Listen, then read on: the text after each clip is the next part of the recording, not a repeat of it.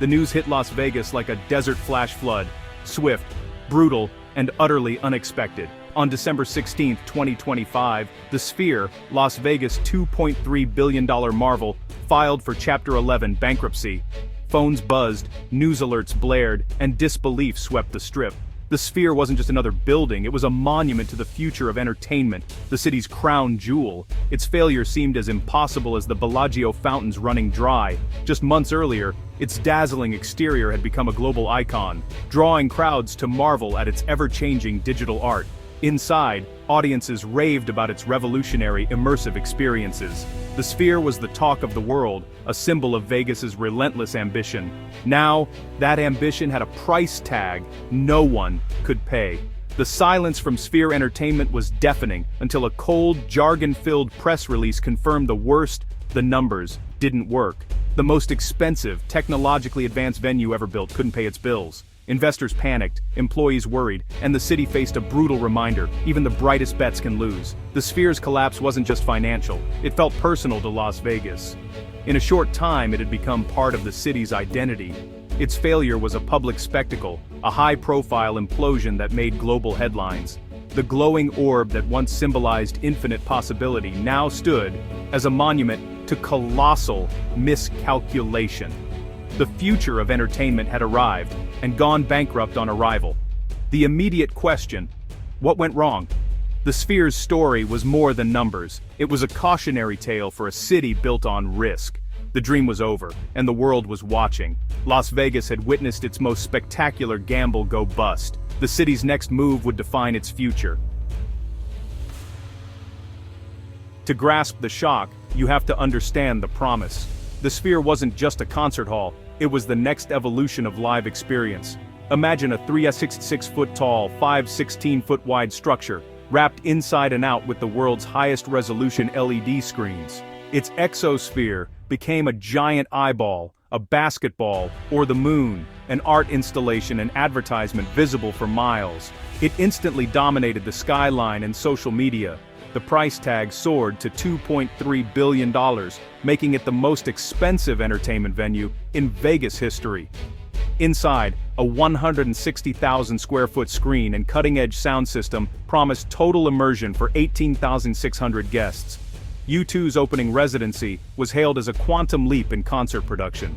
The Sphere was built for custom cinematic productions too, like Darren Aronofsky's Postcard from Earth. The promise: a must-see attraction, drawing millions and changing entertainment forever. Venue operators worldwide wondered if this was the new blueprint. There were even plans for more Spheres in cities like London.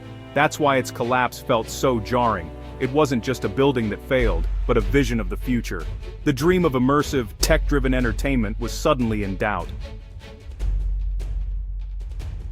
The Sphere's downfall began long before opening night. The budget ballooned from $1.2 to $2.3 billion, with every delay and engineering challenge adding millions. The project's complexity, millions of LEDs, custom steel, advanced audio, created chaos and costly delays. Insiders described a construction process plagued by turnover and internal turmoil.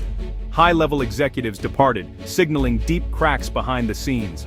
The pressure to open and start generating revenue was immense, with debt piling up. Every month closed meant burning through cash. The Sphere was born under the weight of its own price tag, a beautiful marvel built on unstable debt. The race to open was a frantic attempt to outrun financial catastrophe. The vision was spectacular, but the execution was a logistical nightmare.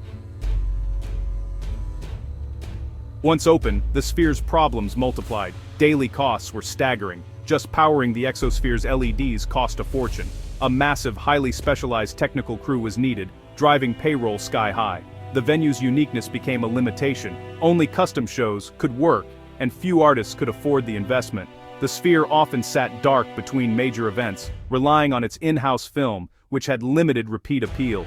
Premium ticket prices made it a tough sell for families and tourists. The operational model was unsustainable: high costs, inconsistent programming, and not enough revenue. Even sold-out shows couldn't cover the daily drain. The Sphere's dazzling spectacle masked a silent, relentless cash bleed. The business plan was as flawed as the construction budget. the operational nightmare sealed its fate. At its core, the Sphere never made enough money. Financial projections were wildly optimistic. Constant sellouts, big spenders, and endless sponsorships. U2's residency was a hit, but gaps between blockbusters were financial black holes. Competition in Vegas is fierce, with cheaper, world-class shows everywhere. The Sphere's premium experience couldn't always win the battle for visitors' wallets. Corporate events and advertising on the Exosphere underperformed, with few brands willing to pay top dollar. Financial reports showed staggering losses. Revenue was dwarfed by operating costs and debt. The Sphere was a bucket with a giant hole. No matter how much money poured in, it was never enough. The dream was undone by brutal financial reality.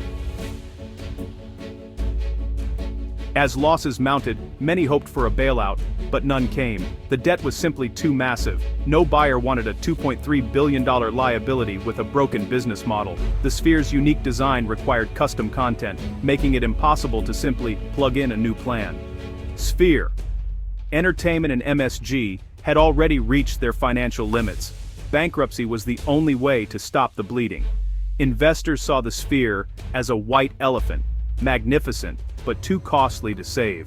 Without a clear path to profitability, no one stepped up. The market had spoken. The Sphere, as it stood, was not a viable business. The point of no return had been passed. The only path forward was through bankruptcy court. The Sphere's collapse sent shockwaves through Las Vegas and beyond. For the city, it was a blow to its image and economy, a failed crown jewel looming over the Strip.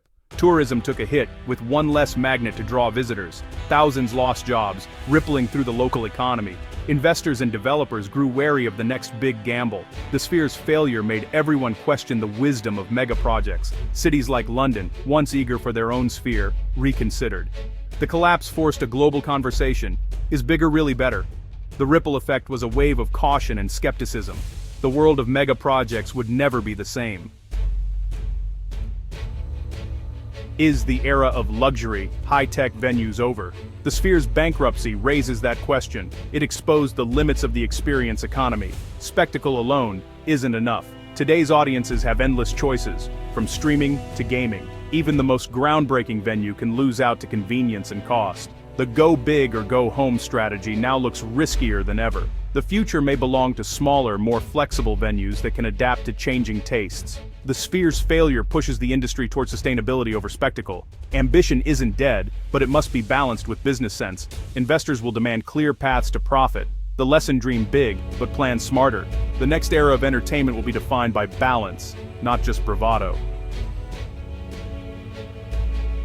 The Sphere's story is a classic Las Vegas tale, a spectacular gamble that didn't pay off.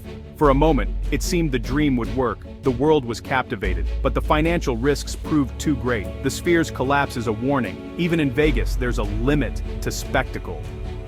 The future may lie in more adaptable, sustainable entertainment, not billion-dollar monoliths.